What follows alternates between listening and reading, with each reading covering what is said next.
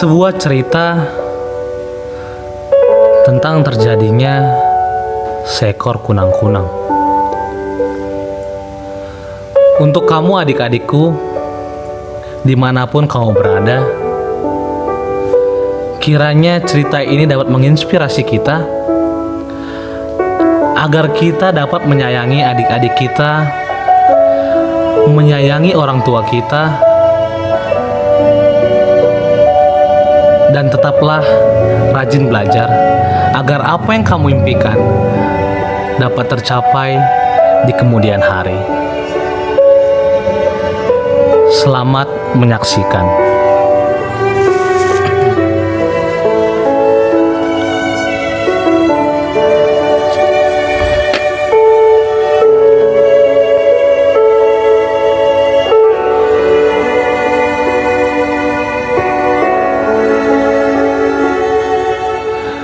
Di sebuah desa yang terpencil, jauh dari keramaian kota dan hiruk-pikuk kesibukan serta kebisingan suara kendaraan.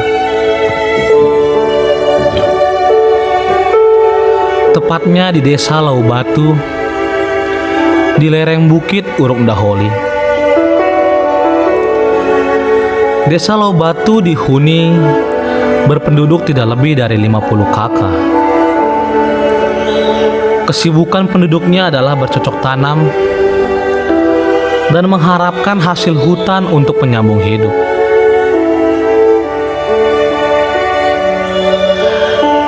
Di desa ini hidup sepasang kekasih yang sudah dikaruniai 2 orang anak perempuan yang masih kecil. Yang paling tua berusia 5 tahun dan diberi nama Suwari, dan yang kecil berusia 2 tahun diberi nama Brengi.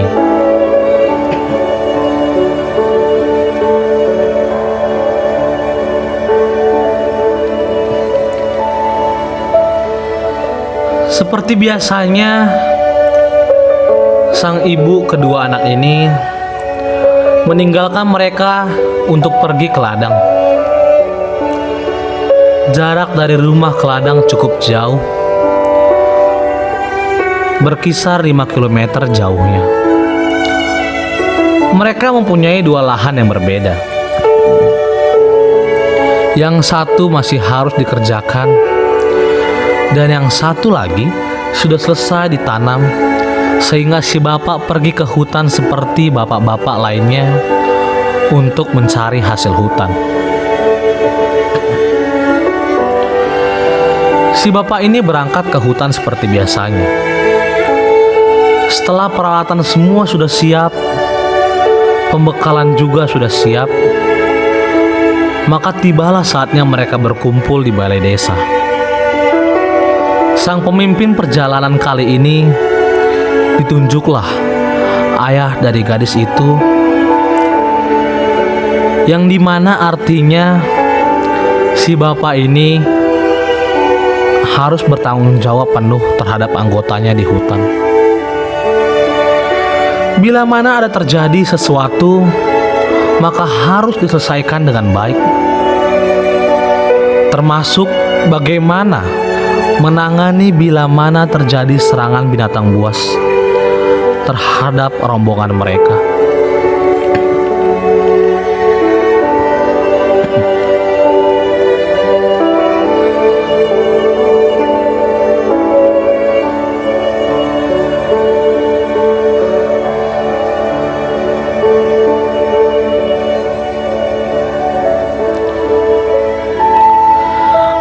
Mereka biasanya pergi berhari-hari, kadang 4 hari lamanya, kadang 5 hari lamanya, bahkan pernah mencapai seminggu baru bisa pulang dari tengah hutan. Di hari itu rombongan bapak ini berangkat subuh-subuh, di mana bapak itu tidak bisa menitip ucapan kepada anaknya melainkan hanya bisa menatapkan wajah mereka yang masih pulas dengan tidurnya. Sembari pamit sama istrinya yang ia cintai dan berkata, "Ma, aku berangkat ya."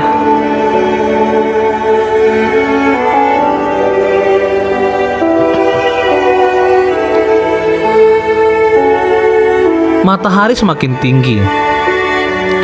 Waktunya untuk ibu berangkat ke ladang.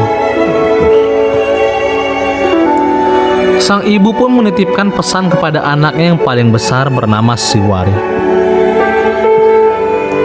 dan berkata, "Anakku, nanti sehabis istirahat siang, jangan lupa kasih makan adiknya. Dan jaga dia baik-baik ya."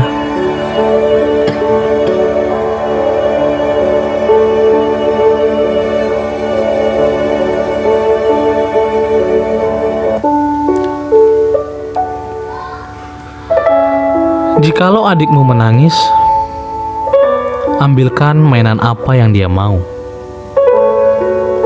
Dan jangan lupa ambil air ya di pancuran buat masak nanti. Karena mama pergi ke ladang Nagor hari ini. Si anak kemudian berkata, "Iya, Mak." Dengan seolah-olah pekerjaan yang diberikan ibunya tidak begitu berat baginya. Lalu si ibu itu berangkat ke ladang menunaikan tugasnya.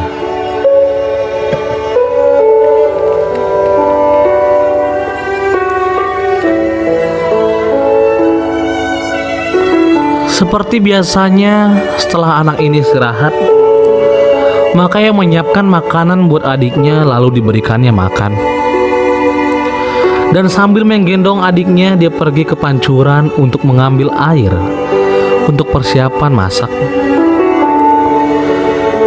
Dan setelah semua tugas yang diberikan oleh ibunya selesai, terlihat sangat luar biasa sekali tanggung jawab yang diberikan kepada anak yang baru berusia 5 tahun ini.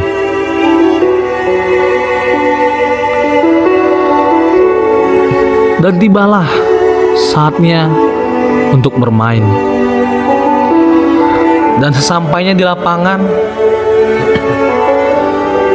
permainan mereka begitu sepi. Anak-anak lainnya tidak terlihat di lapangan seperti biasanya. Tetapi anak gadis ini tetap mau menunggu teman-temannya dengan harapan yang sangat besar sekali. Barangkali ada yang datang menghampirinya.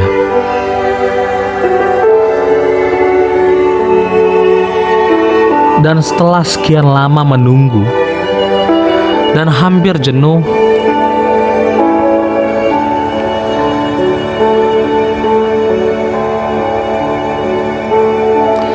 si anak ini mau menggendong adiknya yang masih kecil itu, dan hendaklah mau pulang ke rumah.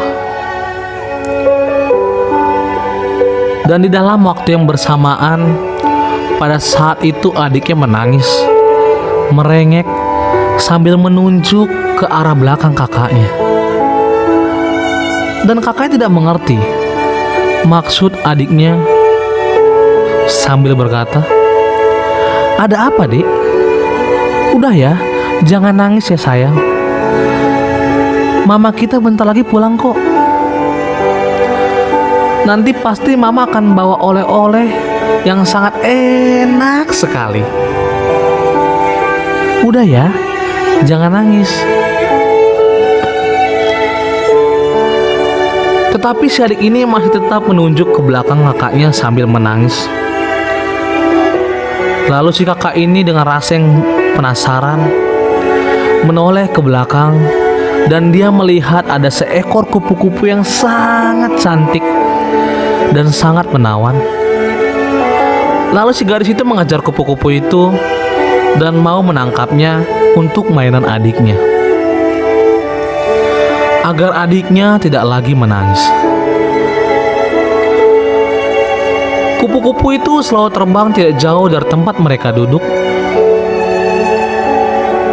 Siswari pun tak mau putus asa melihat adiknya si Berngi menangis dan selalu menunjuk ke arah kupu-kupu itu.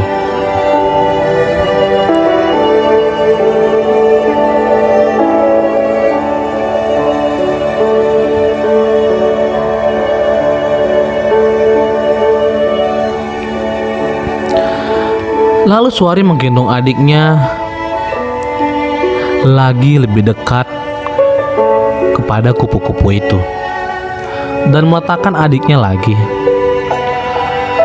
Begitulah beberapa kali dilakukan si Suari agar dia tetap tidak jauh dengan adiknya saat dia mengejar seekor kupu-kupu itu. Lalu lagi dan lagi si Suari mengejar kupu-kupu itu. Tetapi kupu-kupu itu selalu terbang seakan dia mengajak bermain, dan dia selalu terbang tidak jauh dari tempat duduk mereka. Si gadis itu selalu berusaha menangkap kupu-kupu itu sambil teringat di dalam pikirannya akan pesan ibunya yang dikatakan kepadanya.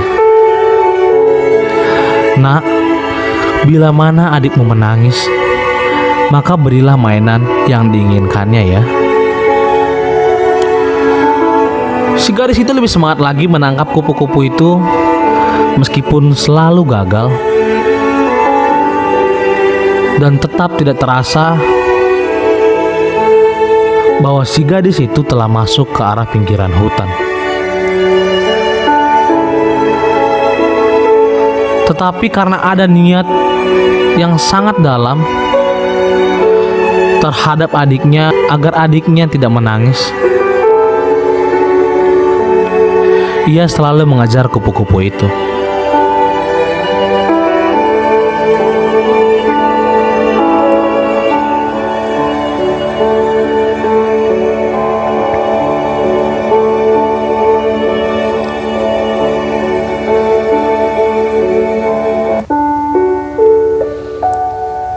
Dan kemudian tidak terasa bahwa dia telah jauh meninggalkan adiknya yang duduk sendirian. Awan di bagian barat sudah menuju kemerah-merahan yang menandakan bahwa langit sudah mulai sore. Setelah lelah mengejar kupu-kupu yang tak kunjung didapatnya, maka si gadis itu kembali ke tempat adiknya yang dia tinggalkan. Tetapi sesampainya dia di tempat adiknya, begitu terkejutnya dia ketika dia tidak mendapati adiknya tidak ada di tempat itu. Dia merasa sedih, merasa takut. Lalu dia memanggil adiknya, "Berngi, Berngi, Berngi, adikku, di manakah engkau?" Sembari melihat sekelilingnya, namun tetap saja adiknya tidak ada. Hati gadis ini sangat kacau. Rasa takut mulai tumbuh di dalamnya. Lalu dia pergi ke rumah dengan perasaan yang takut, dengan perasaan yang kecewa dan rasa yang bersalah karena telah meninggalkan adiknya sendirian.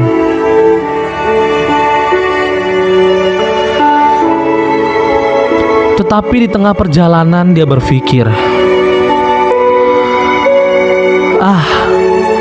jangan-jangan adikku sudah dibawa oleh mamaku pulang, atau mungkin sudah digendong bapakku pulang.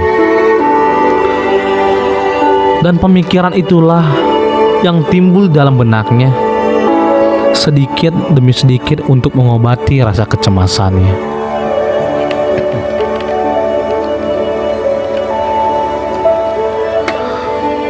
Dengan hati setengah takut dia pulang ke rumah. Sesampainya dia di dekat rumah, si gadis itu tidak langsung masuk ke dalam rumah, tetapi ia mengintip ke dalam rumah dari sela-sela dinding yang terbuat dari anyaman bambu itu. Dia melihat ibunya lagi persiapan masak, seorang diri tanpa ada yang menemani, dan tanpa ada adiknya di situ. Itulah yang membuat jantungnya berdetak lebih cepat, dan rasa takut yang semakin menjadi-jadi membuat dia tidak berani pulang tanpa adiknya.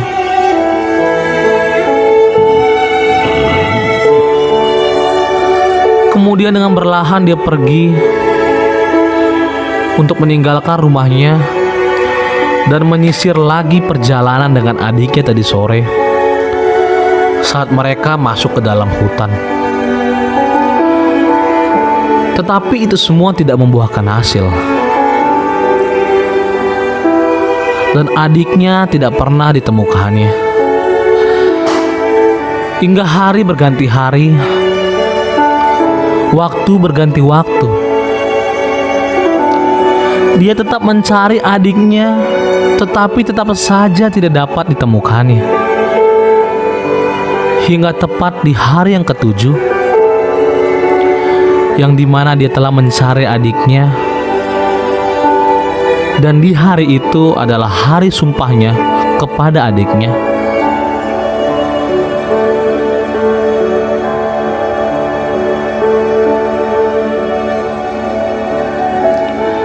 Dan dia memanjat sebatang pohon yang besar dan yang rindang.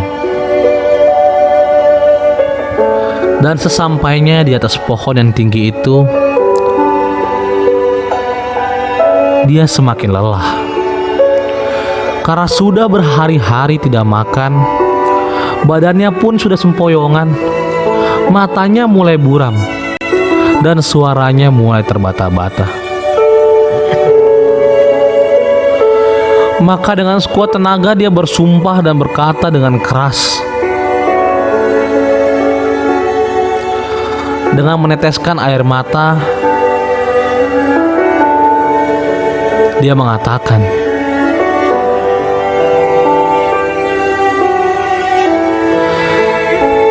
"Berngi, adikku, sampai kapanpun aku akan tetap mencarimu, adikku. Aku tidak akan pulang tanpamu. Sekalipun aku mati, aku akan tetap mencarimu siang dan malam. Dan di malam hari aku akan menambah teman-temanku untuk mencari dirimu selama-lamanya, adikku."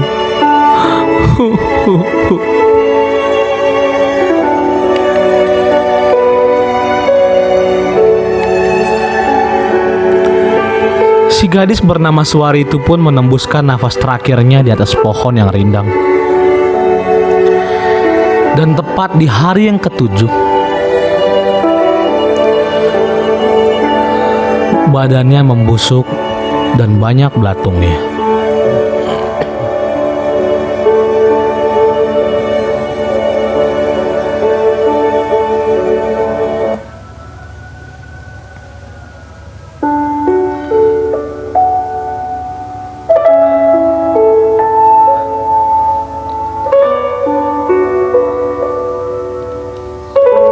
Si gadis bernama Suari itu pun menghembuskan nafas terakhirnya di atas pohon yang rindang.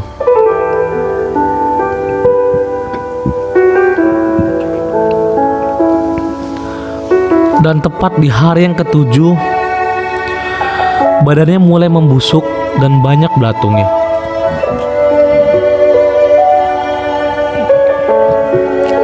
Dan belatung itulah berubah menjadi seekor kunang-kunang serta menyebar ke seluruh penjuru bumi untuk mencari adiknya yang bernama Berngi. Di mana di siang hari tidak pernah kelihatan dia mencari adiknya, Dan di malam hari, dia dan rombongannya berpencar mencari adiknya dengan memakai lampu-lampunya.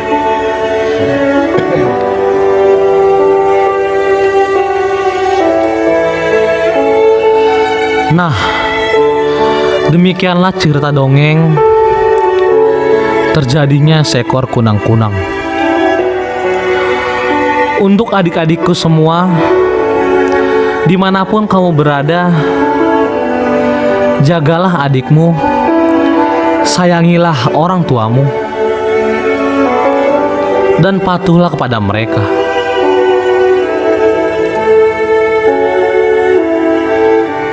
Tetaplah rajin belajar,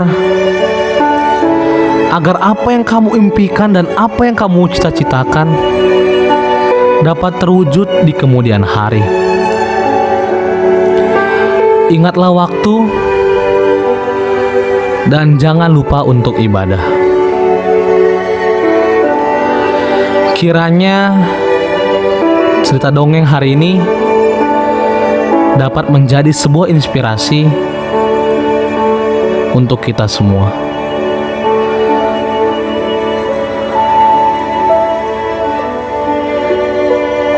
Terima kasih. Salam dari kami, RTT.